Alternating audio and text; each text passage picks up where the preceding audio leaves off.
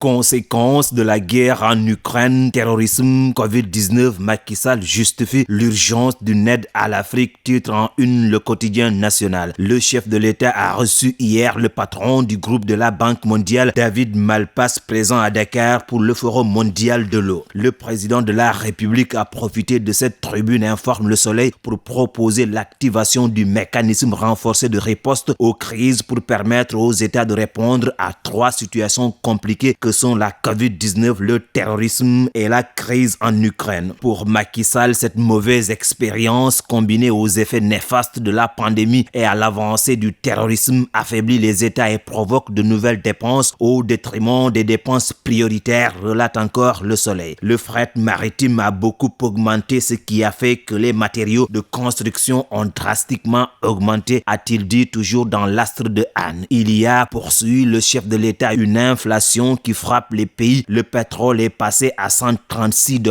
alors que nos prévisions budgétaires étaient de $75, se désole Macky Sall, et Le Soleil de conclure qu'aujourd'hui, après plusieurs efforts de renoncement à des recettes pour soulager les ménages et stabiliser les prix des denrées, il appelle la Banque mondiale à plus d'aide à l'inflation des denrées de première nécessité. Macky Sall indexe la guerre en Ukraine, pointe l'As à sa une, qui évoque également l'audience que le chef de l'État a accordé au président du groupe de la Banque mondiale. Plusieurs sujets étaient à l'ordre du jour, croit savoir l'As quotidien, qui nous apprend qu'au sortir de l'entretien, le chef de l'État a évoqué les conséquences déjà éprouvantes de la Covid-19 sur l'économie sénégalaise, auxquelles viennent s'ajouter celles de la guerre en Ukraine. Selon Macky Sall, écrit encore le journal, la guerre en Ukraine a eu pour conséquence immédiate le renchérissement des prix de denrées, en particulier du blé dont l'Afrique demeure une importatrice nette. Or, la Russie et l'Ukraine, souligne Macky Sall dans les colonnes de l'As, c'est plus de 40% de la production mondiale de blé. Donc, on peut comprendre les conséquences sur l'alimentation au niveau global et sur l'augmentation du prix de ces denrées stratégiques. Nous pensons, déclare enfin Macky Sall, qu'un mécanisme de soutien est nécessaire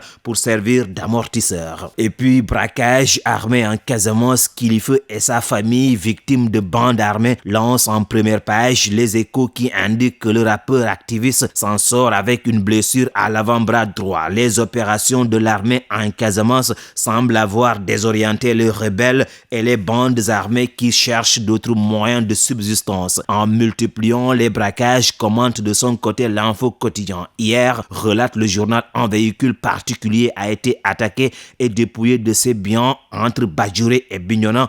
Aux dernières nouvelles, note encore le journal, il s'agit de la voiture du rappeur Kilifeu atteint à la main. C'est pourquoi, écrit Le Témoin, axe Ziguinchor Sénégal, le véhicule de Kilifeu de Yanamar mitraille. Destruction de sanctuaires rebelles et reprise des braquages, le retour du banditisme, estime pour sa part enquête. Privé de trafic de bois et de chanvre indien, les bandes armées semblent opter pour le grand banditisme, conclut enquête.